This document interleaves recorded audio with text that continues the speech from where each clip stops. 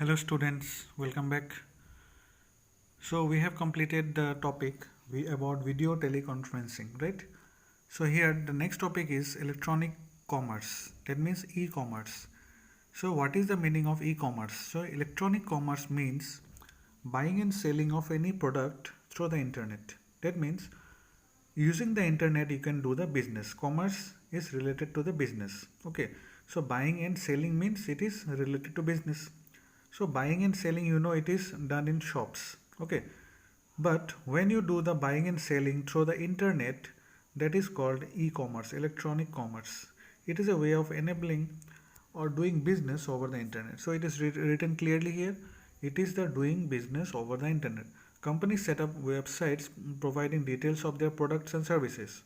So the companies which do the e-commerce, they make the website of their company, and in their website they give all the details, provide all the details of their products and services, how to sell, okay, how to purchase everything. So users can purchase whatever they want through debit card or credit card. Okay, so the best example what we know nowadays, that everybody does nowadays online shopping through many companies, Flipkart, Amazon, Myntra, Snapdeal, many companies are there by which you can do the online shopping. So all these companies are doing what? E-commerce.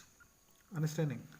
So four kinds of e-commerce models are available on the internet at present. So what are the models of the e-commerce? So these are the four models. How the business is running. Business to business, that is B2B. Business to consumer, B2C. Consumer to consumer, C2C, and digital middlemen. So what are these models? Let us see. In the next page it is given. Business to business. What is the meaning of this? This model includes a company that sells or buys from from other companies on the web. That means business to business model means what? These are the types of companies which sell or buy from other companies only. Okay, selling also, buying also from other companies on the web. This is called business to business. Business to consumer is what? This model refers to company that establishes a website on the internet. So first of all, this business to consumer means we, the users, the general people. So this model refers to what? It is a company that establish a website on the internet. First of all, they make a website on the internet. Such company provides information about its products and services. They will give all the details of the products and services on their website. This enables customers to order any product or take any information from the site. So after that, what happens? The customers see the website, they know about all the details of the product, take the information of the product, or after that they can order the product. So this is business to consumer. So everybody knows what is business to consumer, which companies are there, Flipkart, Amazon, all these things, all companies. Consumer to consumer means what? This model refers to auction sites where individual consumers put up items and other individual consumers bid for them. For example, ebay.com, olx.com, ubid.com. Okay, this consumer to consumer means selling and buying through auction. Auction means to sell anything which you have in second hand. Second hand, if you want to sell your bike in second hand, where you will go? You can go this type of websites where you can sell uh, any your second hand products, any things which is second hand. Okay, so this is called auction or bidding. So individual consumers put up items. The consumers can put up items on the website, and other consumers will see the product and they will ask for the money. They will the bidding will be there. For example, this eBay, then OLX, then Quicker.com. So all these are used for consumer to consumer. Next is digital middleman. Digital middleman is what? This model refers to a company that provides information about many other companies on a single website. Okay, so they will provide what? Information about the other companies on a single website. They will provide the information about other companies, also other e-commerce companies. Such a company gathers information from all those companies that provide the same type of products like cars, computers, hardware, or services, that is travel and tourism. So a commission is charged for each transaction buying and selling. That means this is a third party website. Third party website That means in their website they will put the information of all the other websites which are related to all these things: cars, computer hardware, etc., services of travel, tourism. So in a single website you can find all the information about the products and services. So from that website, if you want to buy anything, they will charge extra commission from the original website. Okay, so digital middleman means this is third party, this is a middleman. Okay, you are not going directly to the business company, you are going through a middleman. That is what called digital middleman. Next, some e-commerce websites are Fashion and You, Myntra.com, Flipkart, Fruit. Many websites are there. Okay, you know about all these things. So these were all about the model of e-commerce. So what are the advantages of e-commerce? Advantages are many advantages are there, because nowadays most of the people are doing online shopping, right?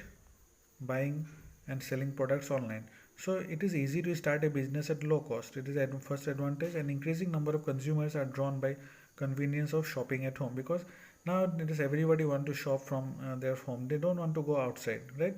From their home they want to shop everything. So if you want to start e-commerce business, so it is a low cost business, very easy. Then what is the next advantage? This e-commerce business is available 24 into 7. That means 24 hours in all 7 days of a week. It is called 24 into 7. So that means you can order your product anytime, right?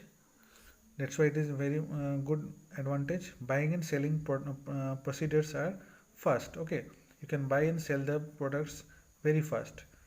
No need of physical company setup. So you don't need to set up any company, physical company. Okay, you can do everything on the internet.